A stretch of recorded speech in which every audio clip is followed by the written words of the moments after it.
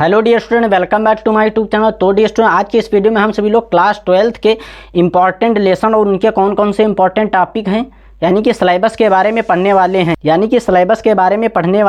हैं तो dear student, यह वीडियो आप लोगों के लिए बहुत ही ज़्यादा खास जाने वाला है। डियर स्टूडेंट, अगर आप हमारे यूट्यूब चैनल पर पहली बार आए तो प्लीज़ यार यूट्यूब चैनल को सब्सक्राइब करिए और वीडियो को लाइक करिए, कमेंट करके जरूर बताएं कि वीडियो कैसा लगा। यूट्यूब चैनल को सब्सक्राइब जरूर करें क्योंकि आप लोगों का एक सब्सक्राइबर मेरे लिए बहुत कुछ मायने रखता है। तो प्लीज़ यार यूट्यूब चैनल को सब्सक्राइब जरूर करें। मात्र इतने लेसन पढ़ने हैं, यानी कि भाई वही लेसन पढ़ने हैं जो कि बोर्ड एग्जाम में जिनसे पूछा जाता है, उन्हीं लेसन के बारे में आप लोगों को बताने वाला हूँ। बस इतना सिलेबस 2025 बोर्ड में आएगा, यानी कि जितना मैं बता रहा हूँ इससे बाहर कुछ भी नहीं पूछा जाएगा। तो यहाँ पर चैप्टर दिए गए हैं और लेसन कौन कौन से दिए गए हैं उनको मैं बताऊँगा, और उसके अंतर्गत किस किस प्रकार से आप लोगों को कौन कौन सी चीज़ें पढ़नी है वो बताऊँगा। तो डियर स्टूडेंट, वीडियो को बिना स्किप किए हुए लास्ट तक जरूर देखते रहना। तो यहाँ पर बिना किसी देरी के शुरू करते हैं अपनी इस वीडियो को। हमारा पहला लेसन दिया गया है वैद्युत आवेश तथा क्षेत्र, यानी कि इसके अंतर्गत क्या क्या पढ़ना होता है। वैद्युत आवेश पढ़ना होगा और उसके क्षेत्र, वैद्युत आवेश का क्षेत्र, वैद्युत आवेश और गॉस की प्रमेय, अक्षीय स्थिति पर वैद्युत क्षेत्र की तीव्रता, कूलाम का नियम, यानी कि इस लेसन के अंतर्गत इन्हीं सारी चीज़ों को पढ़ना है। डियर स्टूडेंट, जो लेसन जिस प्रकार से पूछा जाएगा उस लेसन की उसी प्रकार से तैयारी की जाएगी। डियर स्टूडेंट, इसमें क्या होता है कि जैसे कि गॉस की प्रमेय, कूलाम का नियम, ये लगभग हर बार बोर्ड एग्जाम में पूछा जाता है। तो आप लोगों को इन जितनी चीज़ों को मैं बता रहा हूँ आप लोगों को बिल्कुल अच्छी तरीके से तैयार कर लेना है, क्योंकि आप लोगों के लिए यह वीडियो बहुत ही ज़्यादा महत्वपूर्ण जाने वाला है। लेसन नंबर 2 दिया गया है स्थिर वैद्युत विभव तथा धारिता। तो इस लेसन के अंतर्गत वैद्युत विभव, वैद्युत धारिता की परिभाषाएं पूछी जाती हैं। इसके अंतर्गत न्यूमेरिकल बहुत सारे आते हैं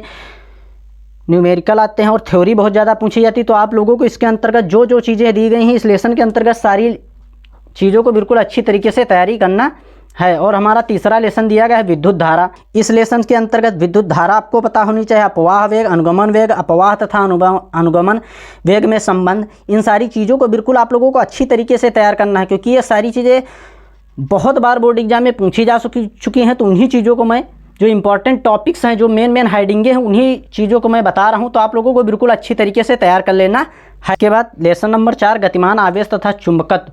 तो आपको गतिमान आवेश और चुंबकत्व पता होना चाहिए, और उसके अंतर्गत बायो-सेवर्ट का नियम, एम्पियर का पर्वतीय नियम। गाइज, इससे क्या होता है कि बहुत ही ज़्यादा न्यूमेरिकल और थ्योरी बहुत ज़्यादा पूछी जाती है। तो यह लेसन आप लोगों के लिए बहुत ही ज़्यादा इंपॉर्टेंट है, गतिमान आवेश और चुंबकत्व।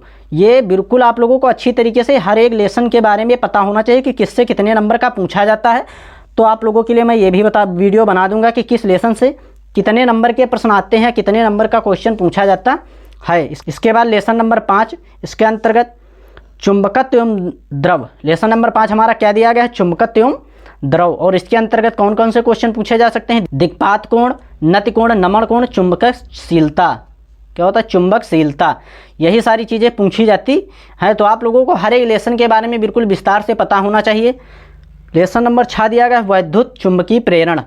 तो इसके अंतर्गत, इस लेसन के अंतर्गत आप लोगों को विद्युत चुंबकीय प्रेरण की परिभाषा पता होना चाहिए, इसका नियम पता होना चाहिए, और अन्योन्य प्रेरणक, स्वप्रेरक कुंडली, फैराडे के विद्युत चुंबकीय नियम पता होना चाहिए, यानी कि फैराडे के विद्युत चुंबकीय नियम और इसको किस प्रकार से बनाया जाता है, ये सभी आप लोगों को बिल्कुल अच्छी तरीके से पता होना चाहिए। लेसन नंबर 7 दिया गया है प्रत्यावर्ती धारा। तो इसके अंतर्गत गाइज ये भी बहुत ही ज़्यादा इंपॉर्टेंट है, क्योंकि इसके थ्योरी बहुत ज़्यादा पूछी जाती है। क्या पूछी जाती है, इससे थ्योरी बहुत ज़्यादा पूछी जाती है। और फिजिक्स कितने भागों में डिवाइड होती है, 7 दिया गया है। और इसके अंतर्गत प्रत्यावर्ती धारा की आवृत्ति, प्रत्यावर्ती धारा जनित, इन सभी चीज़ों को आप लोगों को बिल्कुल विस्तार से पढ़ना और अच्छी तरीके से तैयारी करना है। लेसन नंबर 8 वैद्युत चुंबकीय तरंगे। इसके अंतर्गत मैक्सवेल का चुंबकीय परिपथीय नियम, मैक्सवेल का चुंबकीय समीकरण, और यह समीकरण किस प्रकार से बनता है, ये सभी चीज़ें आप लोगों को बिल्कुल अच्छी तरीके से पता होनी चाहिए।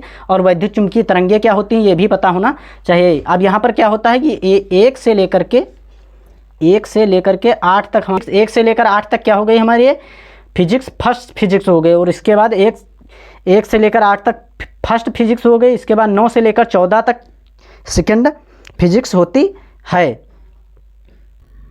लेसन नंबर 9 दिया गया है किरण प्रकाशिकी एवं प्रकाशिकी यंत्र।